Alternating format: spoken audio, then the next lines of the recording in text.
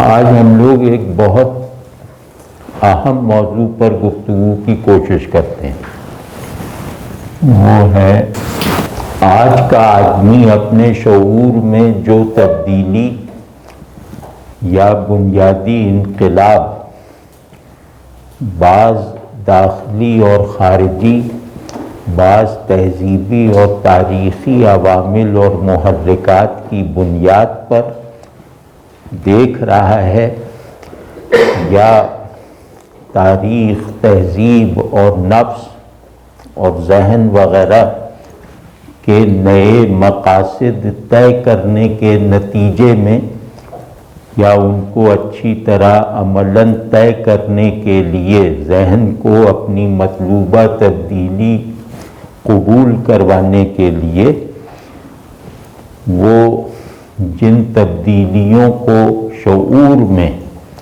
پیدا کرنا چاہتا ہے، اسی ڈھب سے، اسی انداز سے اور اسی قدرت کے ساتھ جس طرح اس نے اپنے باہر کی دنیا کو بدلا ہے، انہی قوتوں کے ساتھ وہ اپنے اندر کے نظام شعور کو بھی باہر بدلی گئی صورتحال سے مطابقت پیدا کرنے کی خاطر تبدیل کرنا چاہتا ہے، اور یہ تبدیلی محض ذہن کی بعض فعلیتوں تک محدود نہیں ہے، یا ذہن کے بعض کانٹینٹس میں نہیں ہے، یعنی جزوی نہیں ہے، بلکہ یوں لگتا ہے کہ یہ تبدیلی ایک مجموعی اور کلی انقلاب کی صورت رکھتی ہے، اس تبدیلی کو قبول کرنے والوں کے لیے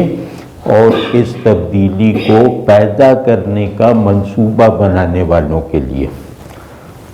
تو یہ دور اس لحاظ سے منفرد ہے کہ پچھلے ادوار کے برعکس یا پچھلے ادوار پر اضافہ کرتے ہوئے یہاں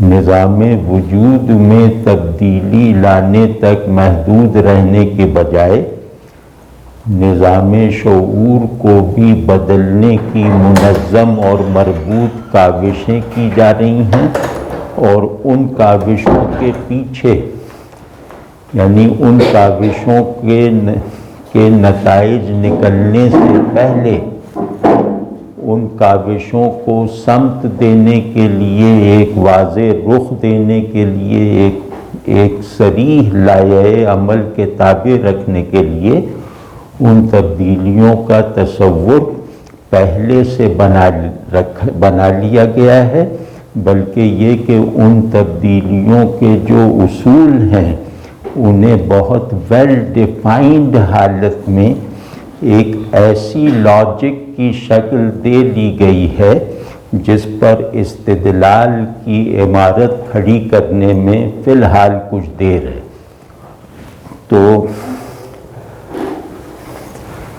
زمانے کی اس پیچیدگی کو سمجھے بغیر ہم ذہن کی کلاسیکی بناوٹ اور اس بناوٹ کی بنیاد پر تاریخ اور حالات کے تجزیے کی جو درکار صلاحیت ہے، اس کی مخصوص صورتوں تک محدود نہیں رہ سکتے، یا ذہن کی کلاسیکی ساخت اور حالات اور ذہن کے تعلق کی جو معمول کی صورتیں ہیں، معمول کی نسبتیں ہیں، موجودہ زمانے میں ان پر ثابت قدم رہنا یا انہی کے حوالے سے چیزوں کو اور اپنے آپ کو دیکھنا ناممکن ہوتا نہیں جا رہا، ناممکن ہو چکا ہے۔ تو اس کا نتیجہ جو لوگ بھی نئے علوم پڑھتے ہیں، یا جو لوگ نئے علوم کی سرسری سی تاریخ سے ایک مبتدیانہ واقفیت رکھتے ہیں، وہ بھی یہ بات جانتے ہیں کہ اب ذہن اور شے کے درمیان، ذہن اور شے دونوں کو مکمل طور پر منقلب کر کے نئی نسبتیں پیدا کی جا رہی ہیں، یا نئی نسبتیں پیدا کرنے کی بہت منظم کوششیں کی جا رہی ہیں، اور ان منظم کوششوں کے اہتمام کے پیچھے ایک بڑا مجموعی شعور اور اس شعور کے فی الحال اچھی طرح پیدا نہ ہو سکنے والے تقاضے بھی بہت ایکٹیولی شامل اور شریک ہیں۔ یہ اس لحاظ سے عجیب دور ہے کہ یہاں شعور اپنے بنیادی احوال، اور چاہے وہ تصور ہی کی سطح پر ہو، چاہے وہ شعور کی منطقی اور استدلالی فعلیت کو ایک مدار فراہم کرنے کے لیے ہو، ایک اساس فراہم کرنے کے لیے ہو، نیا آدمی شعور کو اس کے بنیادی بلکہ خلقی احوال اور اس کے جو کلاسیکی مقاصد جو اس خلقت سے مناسبت رکھنے والے ہیں، اور اس کے ایسے مسلمات جو چاہے تصدیق کی حالت میں نہ ہوں، تصور ہی کی صورت میں ہوں، ان سب سے دستبرداری اختیار کرنے کی ایک ارج پیدا ہو چکی ہے۔ تو ذہن کے پورے میکینزم میں، شعور کے تمام اسٹرکچرز میں تبدیلی کی خواہش اور تقاضے اور مطالبے کو گویا شعور کو سکھایا جا رہا ہے، گویا شعور کو اس کی طرف مائل یا مجبور کیا جا رہا ہے۔ موجودہ صورتحال یہ ہے کہ ذہن اپنا انکار کر کے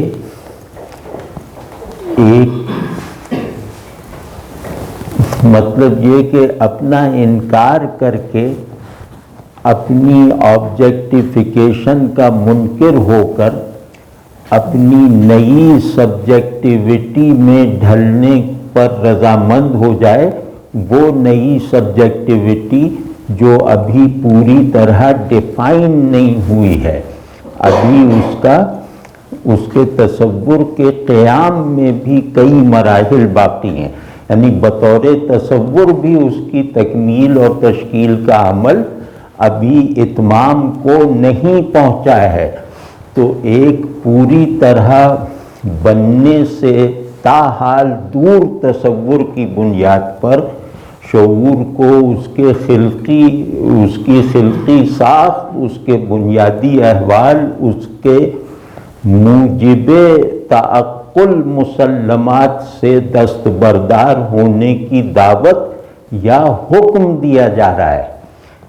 اس کو اگر نہ سمجھا تو جو بہت بڑا ایک نقصان ہو سکتا ہے، یا یوں کہہ لیں کہ علمی زبان میں نقصان کا لفظ برا سمجھا جاتا ہے، تو ایک بہت بڑی تبدیلی جو آ سکتی ہے وہ یہ ہے کہ ذہن کی مناسبت مسلمات سے اور مشترکات سے ختم ہو جائے گی۔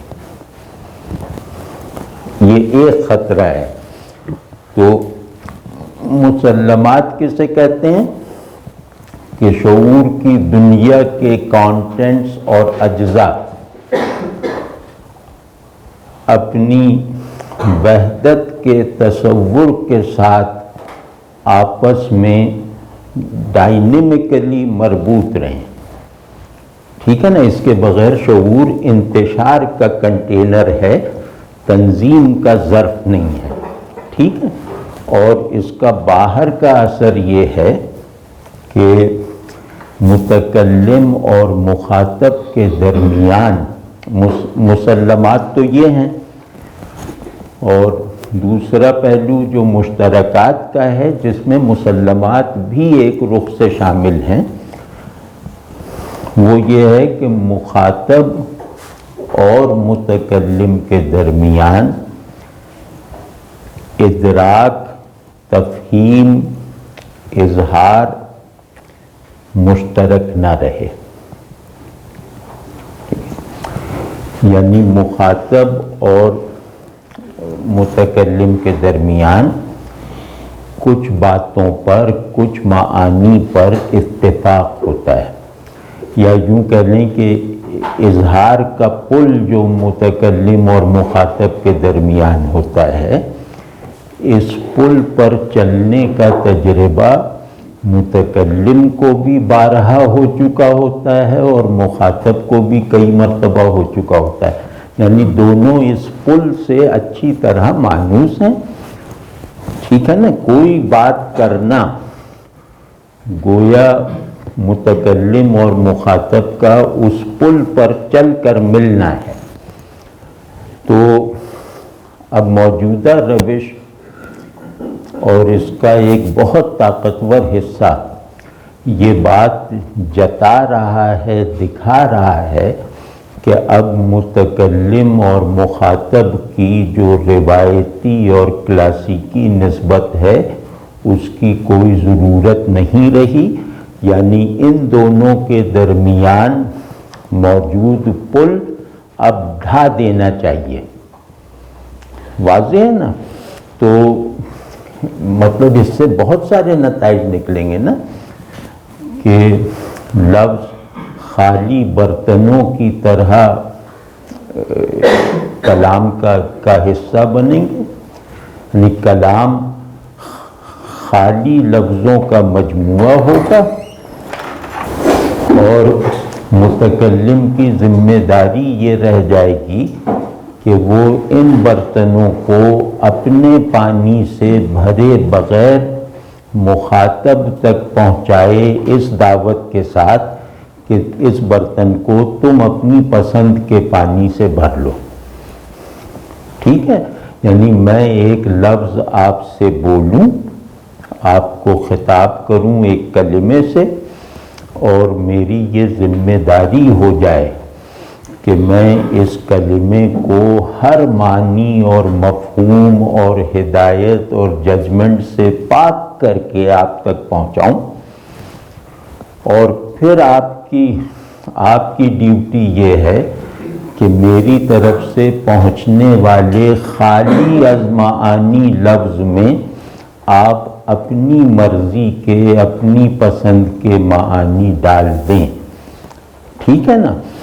تو یہ صورتحال اپنا پورا ایک ڈسپلن بنا چکی ہے، یہ اب مفروضہ نہیں ہے، ٹھیک ہے نا۔ لفظ کو خالی برتن کی طرح گردش دینے کا جو عمل ہے، یہ اب کم از کم ادبیات میں، تخلیقی فنون میں یہ جاری ہو چکا ہے، ٹھیک ہے نا، کہ ہم ایک دوسرے تک فارمز پہنچاتے ہیں، ان فارمز کا سبسٹنس جو ہے وہ مخاطب یا ناظر یا سامع کو خود سے پیدا کرنا پڑتا ہے۔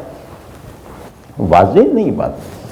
تو اسی سے اس طرح کے نظریات پیدا ہوئے، اور وہ نظریات اناڑی لوگوں کے بنائے ہوئے نہیں ہیں، وہ نظریات فلسفے اور تنقید اور سوشالوجی وغیرہ میں انتہا درجے کا رسوخ رکھنے والے ذہنوں نے بنائے ہیں، جیسے مثلاً یہ کہ منشائے متکلم کوئی چیز نہیں ہے۔ ہم یہ کہتے ہیں کہ منشائے متکلم یعنی کہنے والے، لکھنے والے کی جو منشا ہے، جو وہ بتانا چاہتا ہے، وہ سننے والے یا پڑھنے والے کے لیے بائنڈنگ ہے، یعنی سننے والے کی کلام کو پڑھتے یا سنتے وقت پہلی دلچسپی، پہلا کنسرن یہ ہونا چاہیے کہ اس کلام کا مصنف کیا کہنا چاہ رہا ہے، کیا کہہ رہا ہے، میں اسے دریافت کروں اپنی طرف سے اس لفظ سے پیدا ہو سکنے والے مفاہیم کو، چاہے وہ لغت سے پیدا ہوں، چاہے وہ میرے علامتی اور تخلیقی ذہن سے پیدا ہوں، ان سب سے پاک رکھتے ہوئے، ان سب سے خالص رکھتے ہوئے میری یہ ذمہ داری ہے کہ میں متکلم کی اس بات کو سمجھوں جس کے صحیح اور غلط ہونے کا فیصلہ ابھی باقی ہے۔ یعنی میری یہ ذمہ داری ہے کہ میں غلط بات کو بھی منشائے متکلم کے مطابق سمجھوں۔ واضح ہے نا؟ تو یہ پورا جو متکلم اور مخاطب کی یہ جو بریجنگ ہے، جس میں کلام ایک پہلو سے کلام اپنے اجزاء کے ساتھ کلام بامانی الفاظ یا بامانی صورتوں کا مجموعہ ہوتا ہے، تو ان صورتوں کے معنی اکثر متکلم خود وضع نہیں کرتا، ان صورتوں میں موجود معانی کو وہ اپنی مراد ایکسپریس کرنے کے لیے اظہار دیتا ہے۔ کبھی ایسا ہوتا ہے کہ وہ لفظ میں موجود معانی میں کسی مفہوم یا معنی کا اضافہ کر دیتا ہے، لیکن یہ کہ اس کا اضافہ کرنے کا عمل بھی کچھ قوانین اور کچھ ضابطوں کا پابند ہوتا ہے، اور اضافہ کرنے کا وہ عمل محض کسی پیور سبجیکٹیوٹی کی دین نہیں ہوتا، بلکہ اس کے بھی کچھ قوانین اور کچھ آداب ہوتے ہیں جو مخاطب بھی جانتا ہے، اگر وہ کوالیفائیڈ مخاطب ہے۔ یعنی شاعری کا مخاطب یہ جانتا ہے کہ بڑا شاعر لفظوں کی معنوی استعداد اور پھیلاؤ اور گہرائیوں میں اضافہ کرتا ہے۔ بسا اوقات ایک اچھا تخلیق کار جو ہے وہ لفظ کے مروج مفہوم کو پلٹ بھی دیتا ہے۔ واضح ہے نا؟ جیسے محاورہ ہے نقش را درست کردن، کہ نقش کو درست کرنا، تو یہ محاورہ لفظ کی جو لغوی مراد ہے اس کے برخلاف ہے۔ یعنی نقش کو درست کرنے کا مطلب ہے کہ کسی بنی ہوئی کاغذ یا کینوس پر بنی ہوئی صورت کی نوک پلک درست کرنا، وہاں کہیں دائرہ ٹیڑھا ہو گیا ہو تو اس ٹیڑھ کو نکالنا، خط مستقیم میں اونچ نیچ آ گئی ہو تو اس اونچ نیچ کو ختم کر کے اسے پورا سیدھا بنانا۔ لیکن یہ مطلب نہیں ہے، غالب کا شعر ہے نا کہ آشفتگی نے نقش سویدہ کیا درست، ظاہر ہوا کہ داغ کا سرمایہ دودھ تھا۔ تو یہاں بہت لوگ غچہ کھا گئے اور اس پہلو سے دیکھنے لگے کہ نقش سویدہ میں کوئی کمی تھی، کوئی ٹیڑھ تھی جس کو آشفتگی نے ٹھیک کر دیا۔ یہ شعر کی مراد ہی نہیں ہے۔ اس شعر کی مراد ہے نقش کو درست کیا، یعنی اس کو مٹا دیا۔ ٹھیک ہے نا؟ تو اب یہ کیا ہوا کہ اس درستی کا جو لفظ ہے اس میں موجود مفاہیم اور اس کے مروج استعمال کی پوری روایت کو پلٹ دیا گیا۔ یا جیسے اقبال کہتے ہیں کہ گر حیات آپ نہ ہو شارح اسرار حیات، خوب و ناخوب عمل کی ہو گرہ واہ کیوں کر، گر حیات آپ نہ ہو شارح اسرار حیات۔ تو اب اس میں حیات کا مطلب زندگی نہیں ہے، اس میں حیات کا ایک مطلب وہی ہے۔ ٹھیک ہے نا؟ یہاں جو دو مرتبہ حیات آیا ہے تو ایک حیات کا مطلب وہی ہے، ایک حیات کا مطلب زندگی اور کائنات ہے۔ تو اب حیات یا اور بھی بہت سارے، کہ جیسے مولانا پرراہی صاحب نے کوثر کو الکوثر کو کعبہ قرار دیا، تو اب کوثر کے لفظ میں کوئی لغوی یا اشتقاقی دلالت ایسی نہیں ہے جس کا یہ نتیجہ نکالا جا سکے۔ تو انہوں نے اس بات کو کی تحقیق کی اور اللہ کے متکلم ہونے کی شان کو، اللہ کے متصرف علی الکلام ہونے کی حیثیت کو پیش نظر رکھتے ہوئے انہوں نے اللہ کی قدرت کلام کے ایک نمونے کے طور پر اس میں چھپے ہوئے، جو صحیح بھی ہو سکتی ہے تحقیق، غلط بھی ہو سکتی ہے، لیکن اس تصور کے ساتھ کہ اللہ تعالیٰ نحویات کا پابند نہیں ہے، اللہ تعالیٰ کسی علم الاشتقاق کا پابند نہیں ہے، تو یہ اس کی قدرت کلام میں ہے کہ اس نے اپنے نظم کلام سے کوثر کے لفظ کو خانہ کعبہ کے مفہوم میں صرف کر دکھایا۔ ٹھیک ہے نا؟ تو خیر یہ تو بیچ میں ایک بات آ گئی۔ تو آج کل بہت زیادہ زور لگایا جا رہا ہے شعور اور اس کی سبجیکٹو اینڈ آبجیکٹو دونوں کنڈیشنز کو بدلنے پر۔ یہ بات یاد رہے کہ نہ صرف شعور کی سبجیکٹو کنڈیشنز بلکہ شعور کی آبجیکٹو کنڈیشنز یا اس کے ریلیشنز جو ہیں آبجیکٹ کے ساتھ ان کو بدلنے پر زور لگایا جا رہا ہے، اور اس زور لگانے کے لیے ایک نظریہ بنایا گیا ہے، ایک ڈسپلن بنایا گیا ہے، ایک میدان بنایا گیا ہے۔ وہ میدان ہے ٹیکسٹ ریڈنگ کا۔ یہ ایک موضوع ہے اور گو کہ اس کی مدر تھیوری دوسری ہے، لیکن فی الحال اس پر گفتگو مقصود نہیں ہے، وہ ڈی کنسٹرکشن تھیوری ہے، یا یہ ٹیکسٹ ریڈنگ کا مسئلہ اسٹرکچرلزم کا بھی مسئلہ ہے، بلکہ انہی کا اٹھایا ہوا مسئلہ ہے جس کو ڈی کنسٹرکشن تھیوری میں نیا سیاق و سباق دے دیا گیا۔ ٹھیک ہے نا؟ تو ہم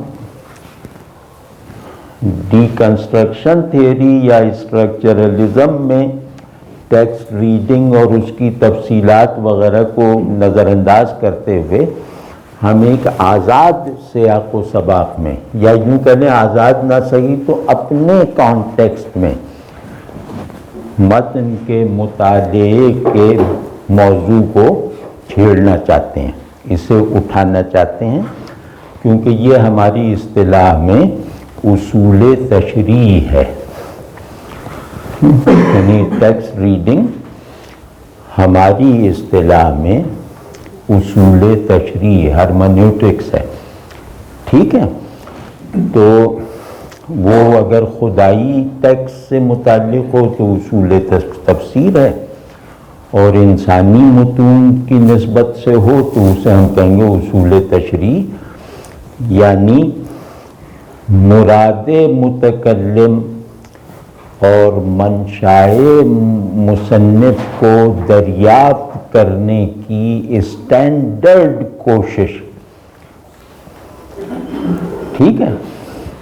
تو اس میں کچھ چیزوں کی طرف، کیونکہ یہ ایک نشست میں گفتگو مکمل کرنی ہے، تو کچھ چیزوں کی طرف آپ کی توجہ دلانا چاہتا ہوں۔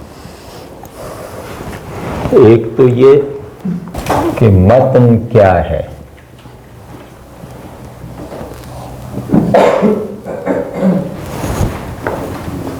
پہلا سوال تو فطری طور پہ یہی پیدا ہوگا نا کہ جس کے مطالعے کے ڈسپلن پر غور کیا جا رہا ہے، خود وہ چیز کیا ہے، ٹیکسٹ کیا ہے۔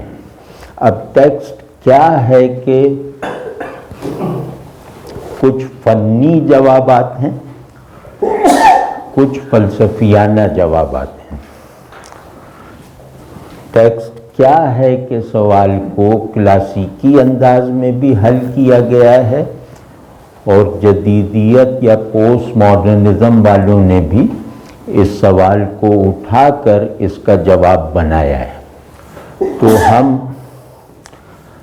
ہم ہم ادھر نہیں جاتے کہ ٹیکسٹ کیا ہے کا پوسٹ ماڈرنسٹ یا ماڈرنسٹ جواب کیا ہے، ڈی کنسٹرکشنسٹ کس طرح اس کا جواب دیتا ہے، اسٹرکچرلسٹ کس طرح اس کا جواب دیتا ہے، کیونکہ وہ بہت لمبا ہو جائے گا۔ ہم اپنے پیراڈائم میں، اپنی روایت میں رہتے ہوئے اس سوال کا جواب ڈھونڈنے کی کوشش کریں گے۔ متن کیا ہے؟ متن کہتے ہیں بالارادہ اظہار کو، جو بھی بالارادہ اظہار ہوگا، اور اظہار ہوگا تو ظاہر ہے مربوط ہوگا، منظم ہوگا، یہ سب باتیں جیسے ٹیکن فار گرانٹیڈ رکھیں، تو ایسا بالقصد اظہار جو لفظوں یا دیگر وسائل اظہار کا مجموعہ ہو، یعنی آہ کہہ لینا مفرد لفظ متن نہیں ہے، یعنی کہ وہ لوگ کہتے ہیں کہ مفرد لفظ مفرد اشارہ بھی متن ہے، لیکن ہم ادھر نہیں جا رہے تو اسے چھوڑتے ہیں۔ تو الفاظ یا فارمز کے اس مجموعے کو متن کہتے ہیں جسے اس متن کے خالق نے بالقصد تشکیل دیا ہو، ٹھیک ہے نا؟ تو اب ہم الفاظ یا فارمز کیوں کہہ رہے ہیں؟ تاکہ اس میں ہر طرح کا اظہار آ جائے، جیسے ایک مصور کی تصویر بھی متن ہے، تو اس کا دوسرا درجہ کیا ہو کہ متن ان الفاظ اور صورتوں کا مجموعہ ہے جن کے معنی انفرادی سے زیادہ اجتماعی ہوں۔ ایک تو یہ کہ جن میں معنویت ہو، جن کی شرح کی جا سکے، جنہیں دوسری ادراکی صورتوں میں ڈھالا جا سکے، اور پھر ان فارمز یا ان لفظوں میں موجود معانی یا ان فارمز اور ان الفاظ میں صرف ہونے والے معانی یہ مشترک ہونے چاہیے مصنف اور قاری، متکلم اور مخاطب، اور مصور اور ناظر کے درمیان، ٹھیک ہے؟ تو اشتراک فی المعنی اس بات کو لازم نہیں کرتا کہ اس مشترک معنی سے مرتب ہونے والے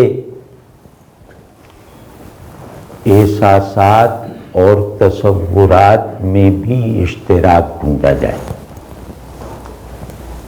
اب دوسرا اسٹیپ یہ ہے اس کا کہ یہ ہو سکتا ہے کہ ایک متن تخیل کی اساس پر استوار ہو، ایک متن میں تعقل یا تفاہم پر تعقل بالارادہ غالب ہو، تو تخیل پر مبنی اظہار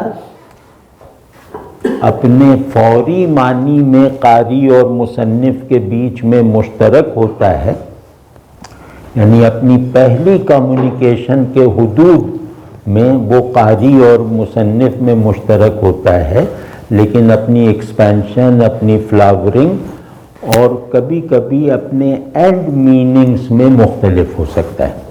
تو ایسا متن جو تخیل کی اساس پر ہو، اس میں وحدت مفہوم وحدت مفہوم مقصود نہیں ہوتی۔ تو غرض متن کی جو دو قسمیں ہیں، ایک قسم یہ ہے کہ تعقل اور تفاہم پر مبنی متن، اور ایک ہے تخیل اور تأثر پر استوار ٹیکسٹ۔ ان دونوں میں جو چیز مشترک ہے وہ یہ کہ یہ دونوں جن الفاظ کا مجموعہ ہوتے ہیں، ان الفاظ کے ضروری معانی مصنف اور قاری میں مشترک ہوں گے، یہ لازم ہے، لیکن ان معانی سے خود کو منقطع کیے بغیر ان پر تخیل نے جس طرح تصرف کر کے کچھ نئے معانی یا کچھ نئی معنویتیں دریافت کر کے اظہار دی ہیں، ان سیکنڈری معنویتوں، احساسات اور تاثرات میں مصنف اور قاری کے درمیان مکمل ہم آہنگی نہ ممکن ہے نہ ضروری ہے۔ واضح ہے یہ بات؟ تو اب اس میں بحث ہوگی کہ کسی ٹیکسٹ کو دیکھتے وقت اس کی نوع کا تعین کرنا ضروری ہوتا ہے۔ ایک تو یہ کہ اس ٹیکسٹ کی ساخت تخیلی ہے، تعقلی ہے، اخلاقی ہے وغیرہ، اور پھر یہ کہ اس متن کا مقصود کیا ہے۔ اب آپ سمجھے نا، یہ واضح ہے نا کہ یہ متن اخلاقی متن ہے، اس کا مقصود یہ ہے، یہ متن فلسفیانہ متن ہے، اس کا مقصود یہ ہے، اور یہ متن جمالیاتی متن ہے، اس کا مقصود یہ ہے۔ ٹھیک ہے نا؟ تو متن کے مقاصد بھی مشترک ہیں، متن کے مقاصد میں بھی اختلاف روا نہیں ہے، متن کی نوع میں بھی اختلاف جائز نہیں ہے، یعنی اختلاف مضر ہے، اختلاف متن اور ذہن کے رشتے کو قائم نہیں ہونے دے گا اگر اس کی ساخت اور اس کے مقصد میں اختلاف ہو گیا۔ اب ایک بیچ کی اسپیس رہتی ہے کہ متن اور اس کے مقصد کے درمیان ایک بیچ کی اسپیس ہے، جس اسپیس کو ہم کہتے ہیں کہ وہ لفظ اور معنی کے درمیان معنویت یا معنوی تاثیر کی اسپیس ہے۔ اب آپ سمجھے نا کہ ایک لفظ اپنے معنی پر واضح دلالت کرتا ہے، لیکن اس واضح دلالت کے ہونے کے باوجود اس لفظ اور اس کے واضح معنی میں بیچ میں ایک اسپیس ہوتی ہے، اس اسپیس کو کہتے ہیں کہ وہ اس لفظ کی معنی خیزی یا معنویت کی اسپیس ہے۔ ٹھیک ہے نا؟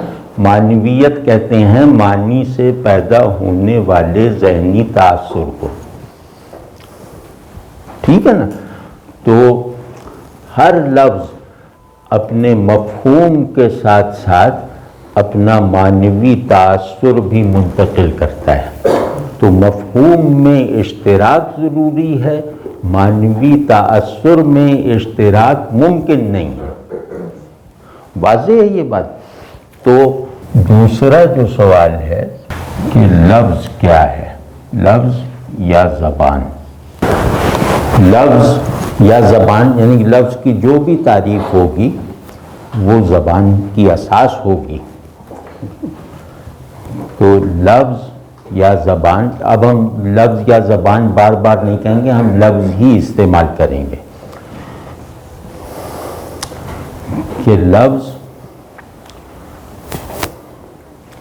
ادراک اور اظہار کا جنکشن ہے، لفظ وہ ظرف ہے جس میں ادراک اور اظہار جمع ہیں۔ ایک یہ تعریف ہے، یہ مکمل تعریف ہے لفظ کی۔ دوسرے لفظ کی عملی تعریف ہے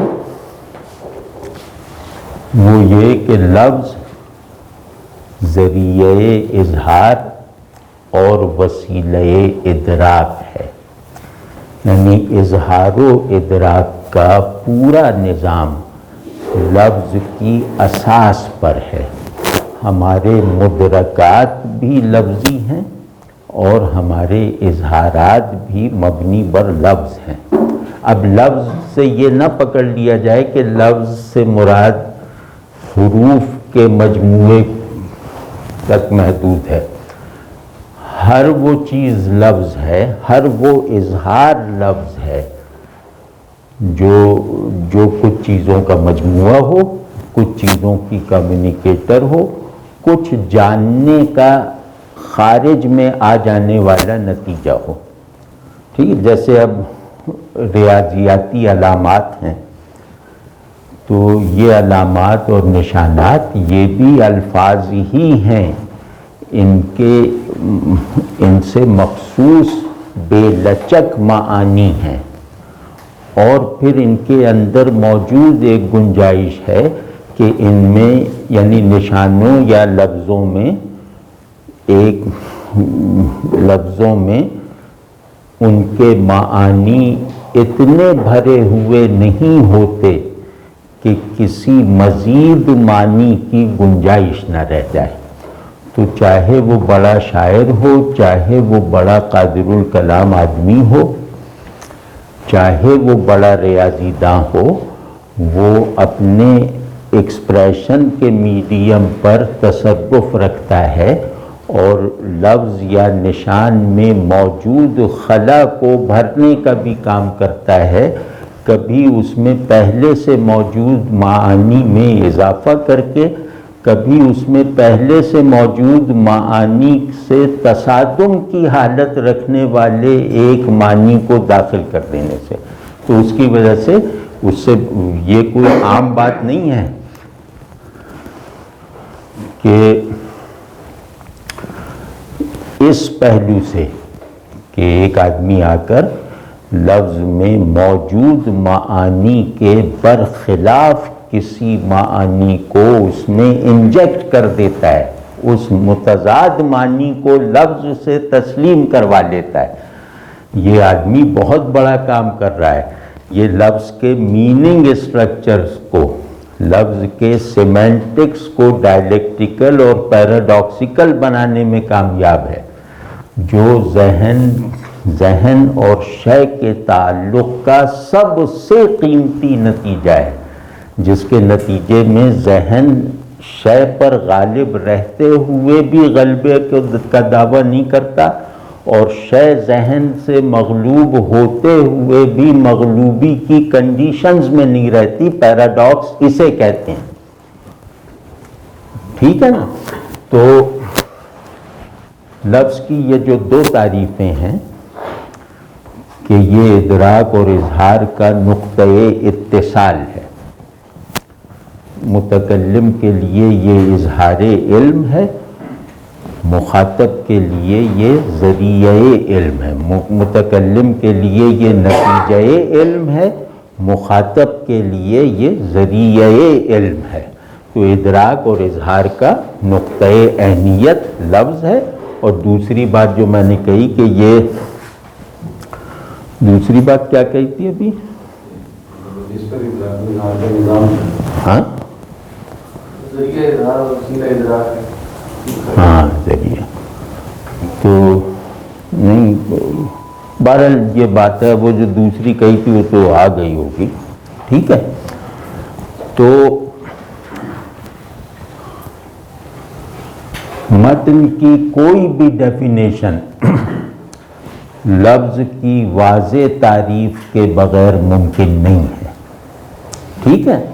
تو اب ہم لفظ کی ایک ایسی تعبیر کرتے ہیں جو متن کی تعریف متعین کرنے میں فیصلہ کن کردار ادا کرے گی. وہ کردار وہ یہ ہے کہ لفظ کی اصل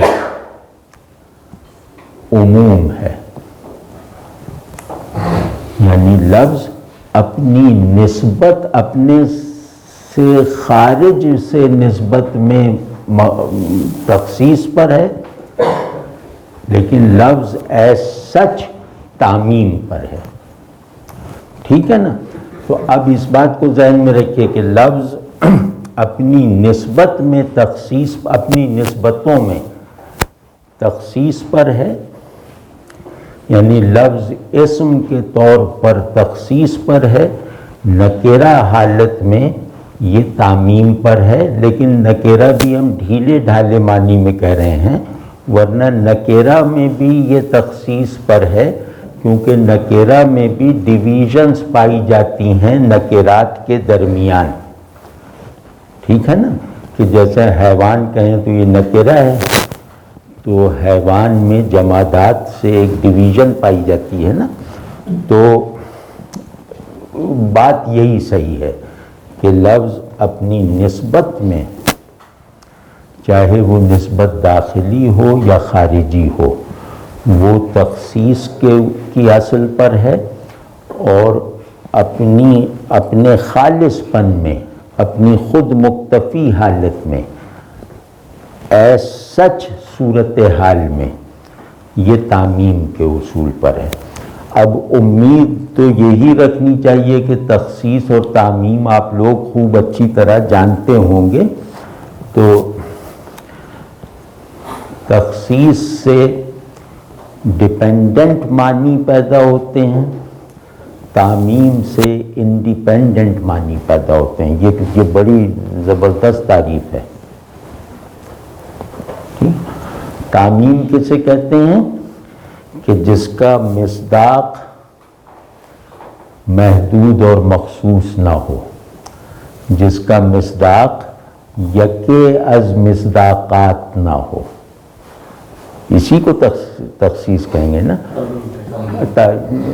ہاں تعمیم کہیں گے۔ اور اگر ایسا ہے تو تخصیص کا اصول جاری ہو جائے گا، ٹھیک ہے نا۔ تو لفظ میں معنی دینے کی یہ دونوں جہتیں ایکٹیو ہیں، کہ کہیں اس کے معنی کا مصداق خارج میں موجود نہیں ہے، یا اگر خارجی وجود کے طور پہ مانا جاتا ہے تو اس کا متضاد یا اس سے ممتاز کوئی وجود اس سطح پر نہیں ہے، ٹھیک ہے نا۔ اور بیشتر یہ ہوتا ہے کہ ہر لفظ ایک نام کی طرح اپنا مسمى رکھتا ہے، اپنے سے خارج میں اپنا مسمى رکھتا ہے۔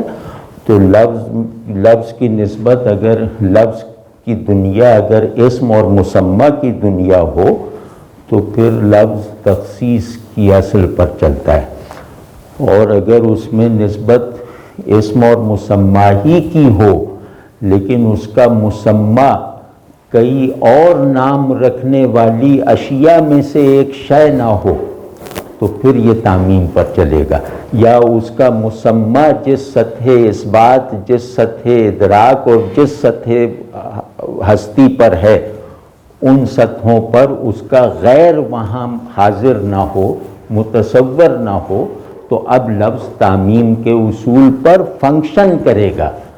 وہی لفظ جو اپنی ذاتی ساخت میں تعمیم کا پہلو رکھتا ہے، تعمیم کا جوہر رکھتا ہے، واضح ہے نا۔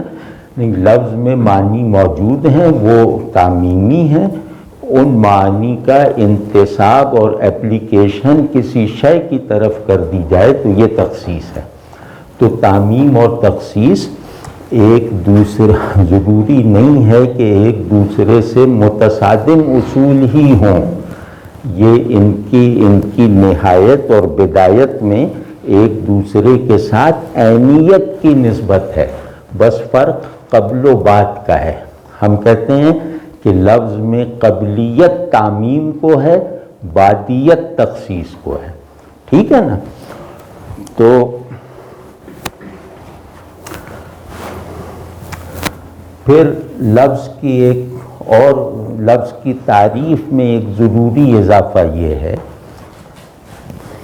کہ لفظ جس اظہار و ادراک کا مشترکہ میڈیم ہے، وہ اظہار و ادراک دو آدمیوں میں مشترک ہو، دو آدمیوں میں مسلم ہو، دو آدمیوں میں اظہار اور ادراک کے بنیادی اجزاء اور ان کا فہم اور ان کا استعمال مشترک ہو، ورنہ اس کے بغیر زبان کا جو بنیادی فنکشن ہے وہی عمل میں نہیں آ سکتا۔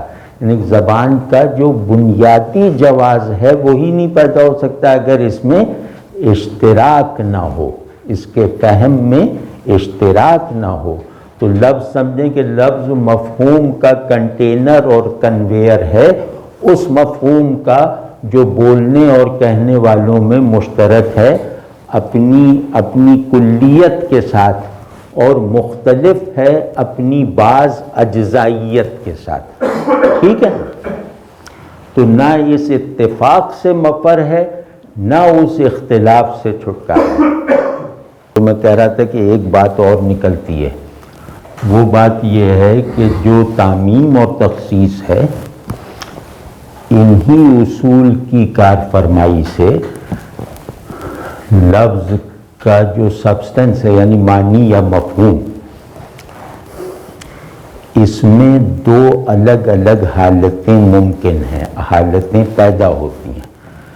ایک حالت جنرلائزیشن کی ہے، ایک حالت جو ہے وہ پرائیویٹ سی ہے، کہ معنی جنرل بھی ہو سکتے ہیں، پرائیویٹ بھی ہو سکتے ہیں.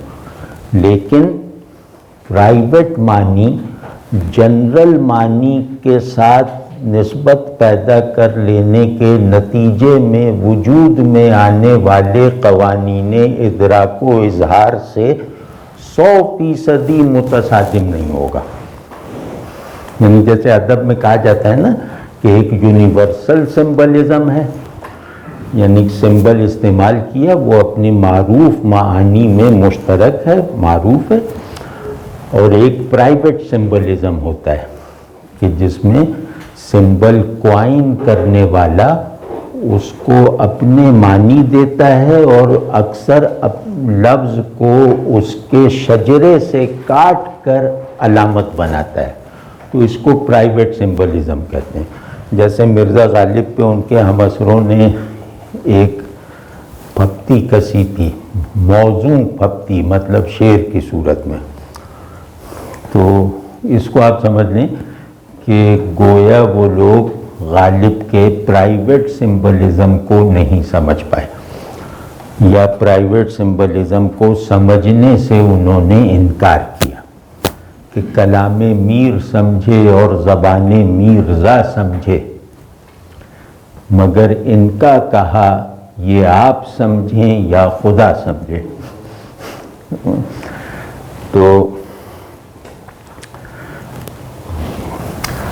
خیر، تو پرائیویٹ سمبلزم اپنے ایک رسپانس میں احمال ہے، ایبسرڈیٹی ہے، اور اپنے دوسرے رسپانس میں وہ ایک ایسی سریت کا ظرف ہوتا ہے جس سریت کے میں چھپے ہوئے معانی اور حقائق کو ڈھونڈنے، دریافت کرنے یا اس سے منسوب کرنے کی زیادہ ذمہ داری قاری اور مخاطب پر آ جاتی ہے.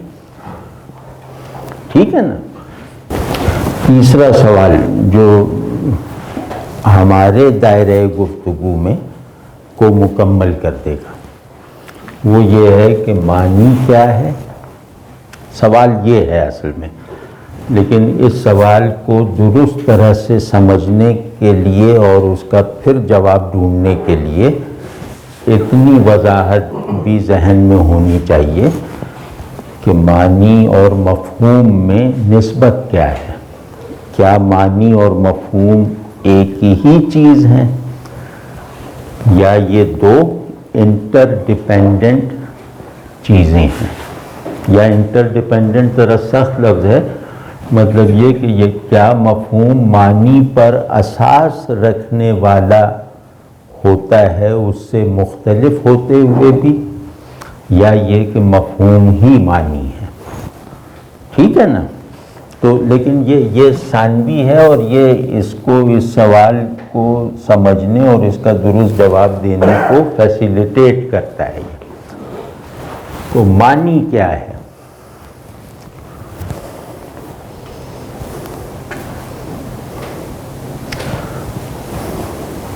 لیکن میں تو معنی کیا ہے کہ سوال پہ میرا خیال اگر جمع کیا جائے تو 4-5 گھنٹے بول چکا ہوں. تو آپ بتائیے کہ معنی کیا ہے؟ جیسے لفظ کیا ہے، معنی کیا ہے؟ لفظ کی جو ذہن میں بنتی ہے معنی. ہاں، ذہن میں بننے والی قابل شناخت اور لائق اظہار صورت معنی ہے، بہت اچھی تعریف ہے۔ تو معنی جو اب بہت ٹیکنیکلٹیز میں نہیں جاتے، وہ باتوں کا کی تکرار ہو جاتی ہے۔ منشاء متکلم کیوں نہ کہیں؟ معنی کیا ہے کہ جواب میں ہم یہ کیوں نہ کہیں کہ منشاء متکلم معنی؟ اصل میں منشاء متکلم کوئی پہلے سے موجود معنی ہے، معنی منشاء متکلم سے پیدا نہیں ہوتا۔ جیسے لفظ اور معنی یہ دونوں چیزیں کلام سے پہلے کی ہیں نا، تو وہ مفہوم میں آئے گا کہ مفہوم ادراک مخاطب اور منشاء متکلم کی یکجائی کا نام ہے۔ ادراک کو لفظ کے ساتھ نسبت دے دیتا ہے، اور ادراک خود بھی لفظ کا سبب ہے اور نتیجہ بھی۔ تو اب سبب کی حیثیت سے ادراک اس میں آ گیا نا نحویوں کی تعریف میں، کہ لفظ معنی مفرد کے لیے وضع کیا گیا، معنی کا مطلب صورت ادراکی ہے نا، بلکہ ہم کہتے ہیں کہ ادراک کو خود اپنے لیے لائق شناخت بنانے کے لیے لفظ وضع کیا گیا۔ اب اس میں ادراک کا غلبہ آ جائے گا، کیونکہ پیڑ کو پیڑ کے لفظ کے بغیر دیکھنا پیڑ کے ادراک میں خلا کو بھرتا نہیں ہے، لفظ آ کے اس خلا کو بھر دیتا ہے جو پیڑ کے نام کے بغیر پیڑ کو دیکھنے کی حالت میں تھا۔ تو وہاں اس نے ادراک کو مکمل کر دیا، کیونکہ ادراک تخصیص کی بنیاد بہت زیادہ مضبوطی سے رکھتا ہے، تو لفظ آ کے ذہن اور آبجیکٹ میں تخصیص والا تعلق پیدا کر دیتا ہے، کیونکہ تسمیہ جو ہے نا وہ تخصیص ہے نا۔ تو جیسے رشید ارشد صاحب نے کہا کہ معنی کہتے ہیں ذہن میں حاضر اس صورت کو جو تفصیلی ادراک کے قابل ہو اور اظہار کے لائق ہو، اس کو کہتے ہیں معنی، ٹھیک ہے نا۔ تو اس بنیاد پہ ہم کہیں کہ معنی ذہن میں حاضر صورت ہے، کبھی پیسیوٹی کے ساتھ کبھی ایکٹیویٹی کے ساتھ،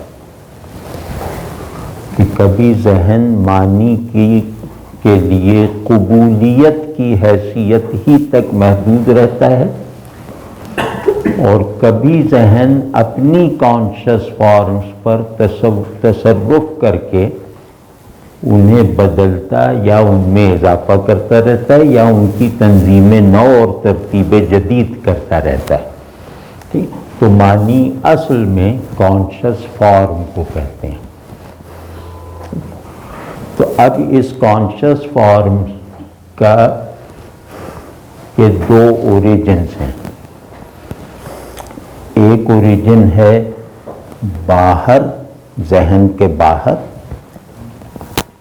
وہ اسے آپ کہہ لیں کہ ذہن سے باہر اوریجن لفظ ہے یا فارم ہے، ٹھیک ہے، یا آبجیکٹ ہے، اور دوسرا اوریجن اس کے اندر ہے، ٹھیک۔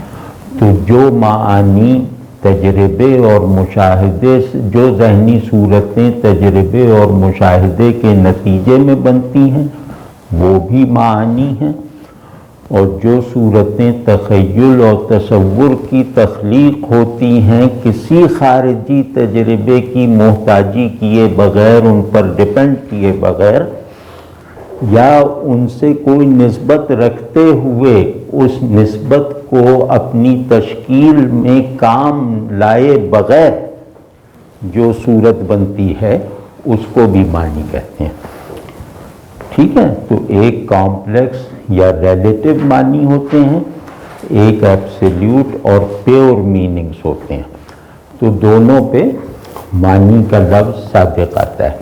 تو اس میں فائدہ یہ ہے کہ کچھ معنی ہوتے ہیں جو ذہن کی تسلیم کی تربیت کرتے ہیں، کچھ معنی ہوتے ہیں جو ذہن کے تخلیقی کردار یا تعقلی تصرف کو ممکن بناتے ہیں۔ تو ذہن چاہے حالت تسلیم میں جو صورت رکھتا ہے وہ پیور میننگ ہے، اور ذہن جو حالت ایبسلیوٹ میننگ ہے، اور ذہن جو حالت تخلیق میں یا حالت تعقل میں جو صورت اپنے اندر کنٹین کرتا ہے وہ بھی معانی ہیں، لیکن ایک ریلیٹیوٹی کے ساتھ۔ ٹھیک ہے؟ تو جو معانی مسلمات کا درجہ رکھتے ہوں، کیونکہ ذہن کے دو بڑی کیٹیگریز ہیں نا، کانشس فارمز کی دو بڑی کیٹیگریز ہیں۔ ایک مسلمات ہیں، مسلمات کہتے ہیں کہ جو ذہن یا عقل یا شعور کی پیسیوٹی کا مطالبہ رکھتے ہوں، جن کی تحقیق کی ضرورت نہ ہو، ذہن ان کی اپلیکیشن کرتا جاتا ہے اپنی اور آبجیکٹس کی نسبتوں پر۔ ٹھیک ہے؟ وہ مسلمات ہیں۔ تو دوسرا ہوتا ہے اس کے وہ تصور، دوسری وہ صورتیں ہوتی ہیں جن کو ذہن ایکٹیولی کنٹین کرتا ہے اور ان پہ تصرف کرنا ضروری سمجھتا ہے۔ ایسی صورتیں مستقل اور اسٹیٹک نہیں ہوتی مسلمات کی طرح۔ ٹھیک ہے نا؟ تو ذہن کا معانی کی وہ سطح جہاں وہ ذہن میں مسلمات کے طور پر موجود ہوں، ان کے بڑے حصے کو حقائق کا عنوان دیا جاتا ہے۔ ٹھیک ہے نا؟ اور اگر وہ ذہن کے ادراک کے ساتھ، یعنی اپنے ضروری شعوری اعتماد کے ساتھ ذہن میں موجود ہیں تو انہیں حقائق کہا جاتا ہے، اور جہاں انہیں سمجھنے میں اعتماد نہ ہو وہاں انہیں اسرار کہا جاتا ہے۔ لیکن یہ معانی چاہے حقائق کی شکل میں ہوں چاہے اسرار کی صورت میں ہوں، ذہن ان پر تصرف کرنے کا قصد نہیں کرتا۔ ٹھیک؟ تو یہ جو مسلم معانی ہے، یعنی شعور کے جو مسلمات ہیں، ان میں اشتراک لازم ہے۔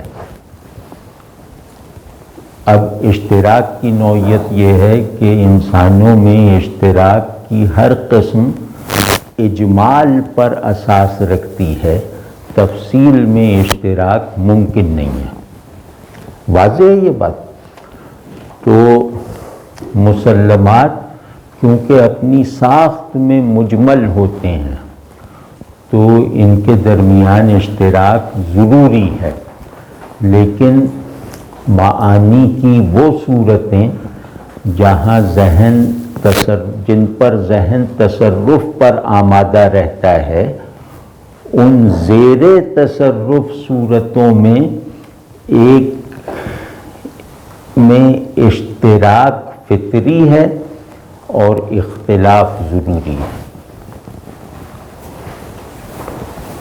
یعنی ان کو سمجھنے میں دو دماغوں کو مشترک ہونا چاہیے، انہیں ماننے اور نہ ماننے یا ان کی درجہ بندی کرنے یا انہیں استعمال میں لانے میں دو ذہن مشترک نہیں ہو سکتے، ان میں اختلاف ہونا چاہیے، ورنہ ذہن کا اپنی ان صورتوں پر تصرف کا نظام ایک ایسی یکسانی کا شکار ہو جائے گا جو ذہن کی فعلیت کو بھی اس پر جبر بنا دیں گی۔ واضح ہے یہ بات؟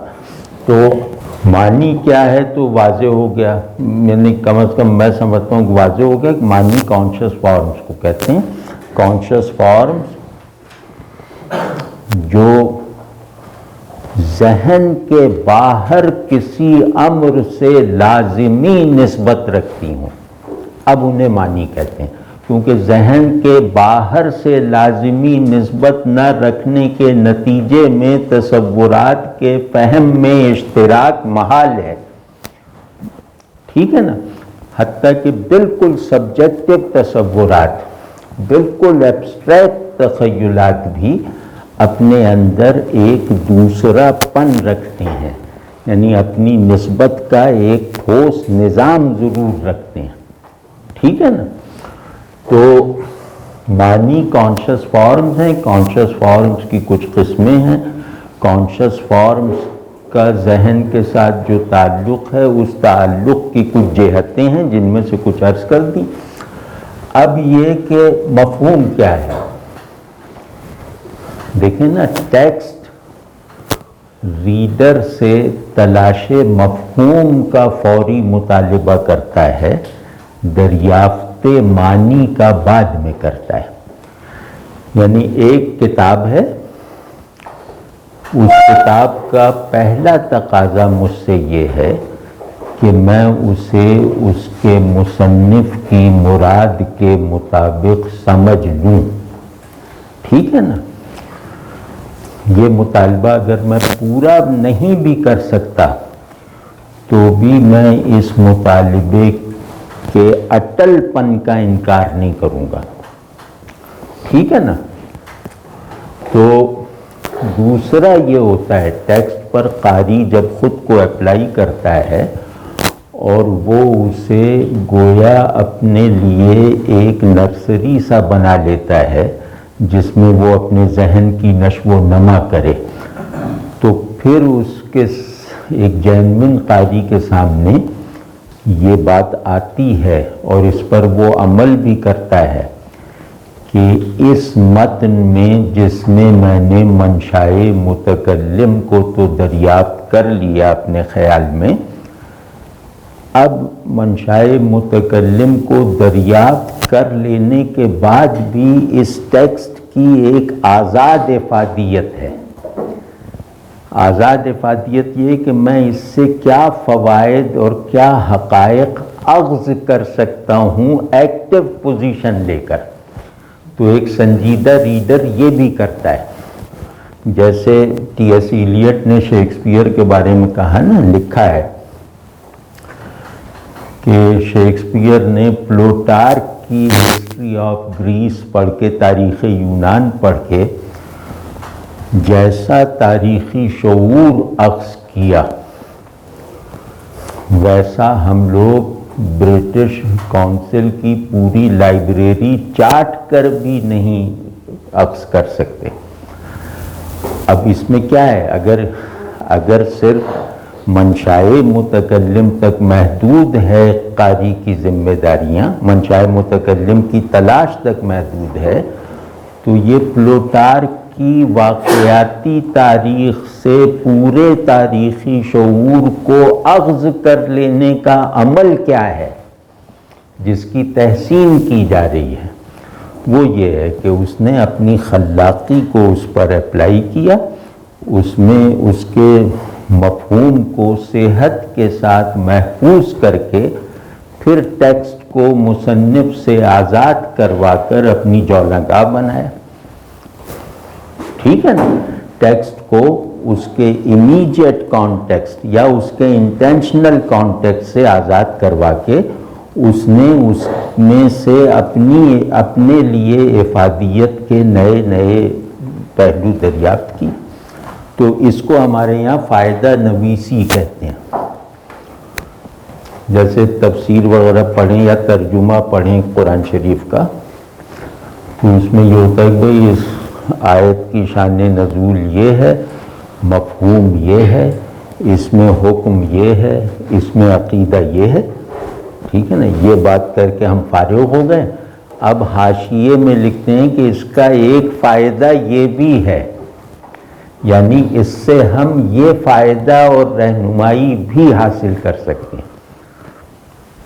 سمجھ نا؟ جو اس عبارت کی مراد کا، یعنی مراد متکلم کا حصہ نہیں ہے، وہ قاری اور ٹیکسٹ کے درمیان تعلق کی ایک لیئر ایک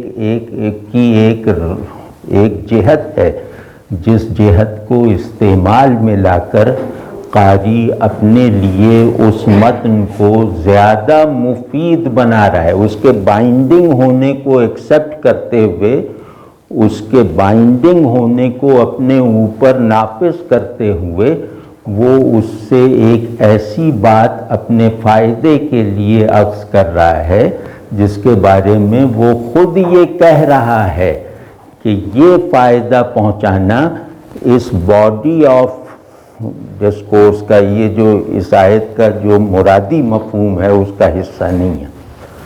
ٹھیک ہے نا؟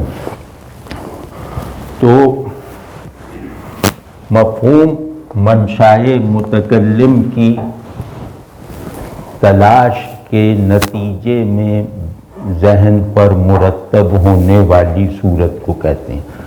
مفہوم ٹیکسٹ کے عکس کو کہتے ہیں، اور دوسری جو ہے وہ ٹیکسٹ کی افادیت کو کہتے ہیں.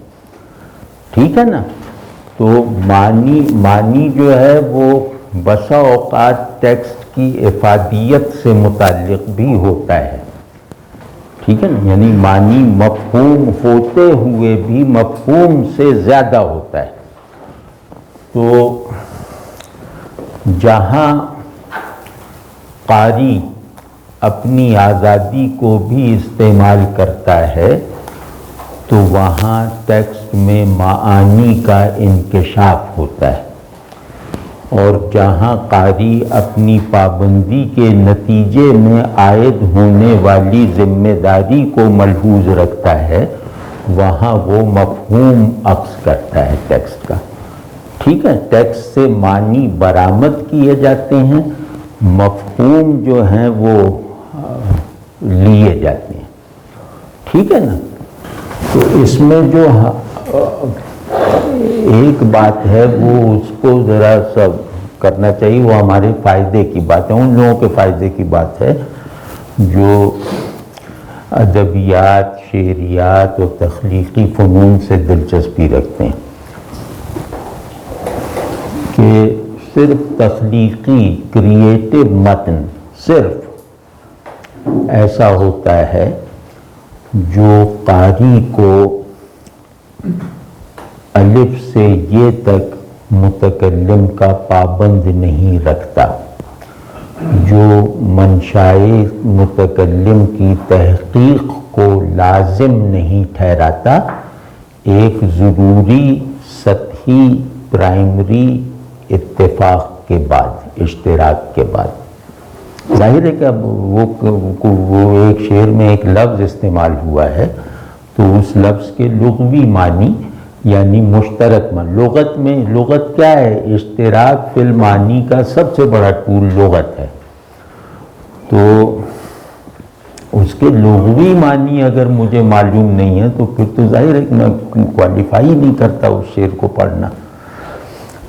لیکن بس لغوی معنی تک اگر مجھے معلوم ہے اس لفظ کے، اس کے بعد اس لغوی مفہوم پر جو تخلیقی تصرف شاعر نے کیا ہے، عین اسی طرح کا تخلیقی تصور میں اپنی طرف سے کرنے کا ایک اوپن لائسنس رکھتا ہوں.